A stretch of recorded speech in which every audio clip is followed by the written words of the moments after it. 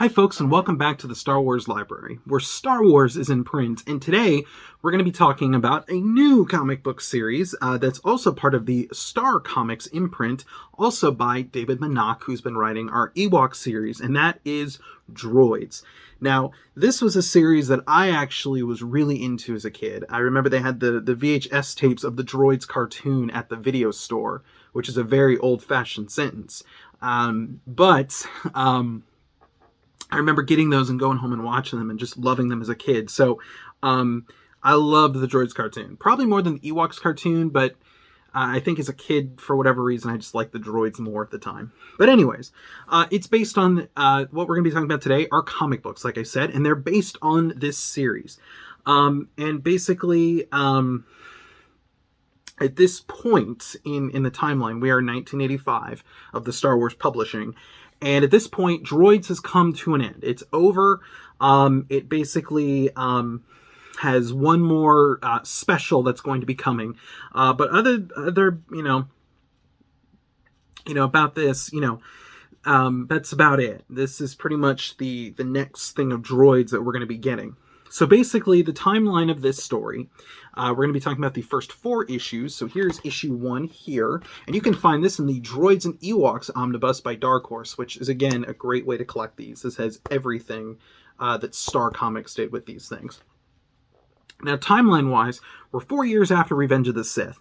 And so in the first issue, The Destroyer, the droids stop a basically Govanus Kurg from his heavy taxation on the Dolts. And so, like Ewoks, it's just a goofy, silly story. Issue number 2, Ultimate Weapon. Basically, Velix and Tig from the cartoon, they try to enforce a super laser to be constructed.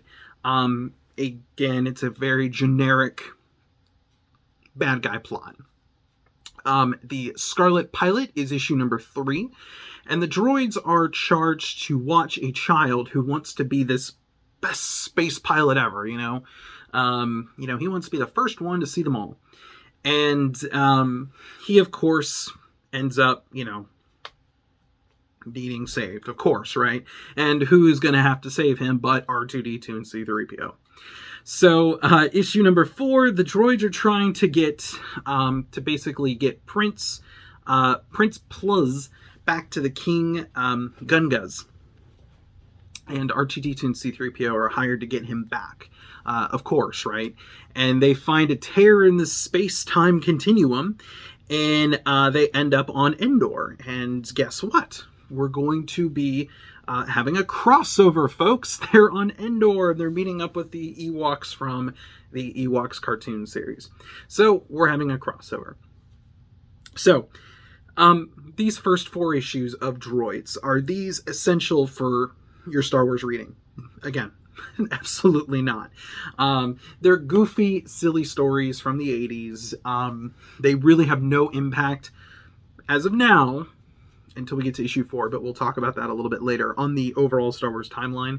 So, they're really skippable. I mean, they hype you up the crossover, with droids and Ewoks, but it's whatever. It's nothing, again, essential that you're going to get from it or anything mind-blowing. Again, it's a silly kids cartoon crossover from the 80s. But if you're into that kind of stuff, or if you're like me who just wants to have and read as much as they can or everything, then yeah, I'd recommend picking it up. But again, is it an essential read for the overall Star Wars continuity? Absolutely not. It's completely optional and up to you. But, folks, thank you so much for tuning in, and I will see you next time with another episode of the Star